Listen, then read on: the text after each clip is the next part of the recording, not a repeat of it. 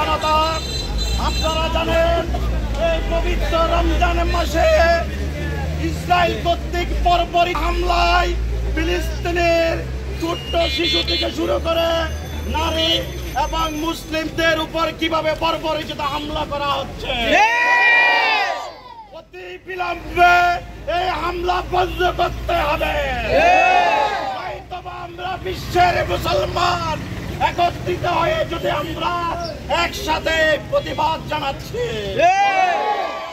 বিলম্বে যদি হামলা বন্ধ করা না হয়, বিশ্বের মানচিত্র থেকে ইসরায়েলের নাম মুছে ফেলা।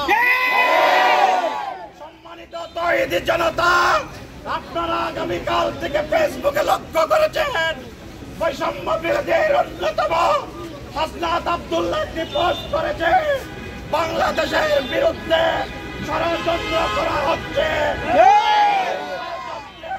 শক্তভাবে মোকাবেলা করার জন্য আমরা সবাই প্রস্তুত আছি। বিরুদ্ধে, মুসলমানের বিরুদ্ধে কোন ধরনের ষড়যন্ত্র আমরা সহ্য করব না। আমরা প্রয়োজনে জুলাইয়ের মতো আবার বাংলার রাজপথে গণ আন্দোলন করে তুলব। বাংলার তৌহিদি জনতা কোন ধরনের সম্মানিত তৌহিদি জনতা, আমাদের আরেকটি মিছিল আসবে। আমরা ওই মিছিলের সবাই সামিল হয়ে আমরা আমাদের সাগরিকার এলাকা কর্মবিক্ষেপিত করে তুলব।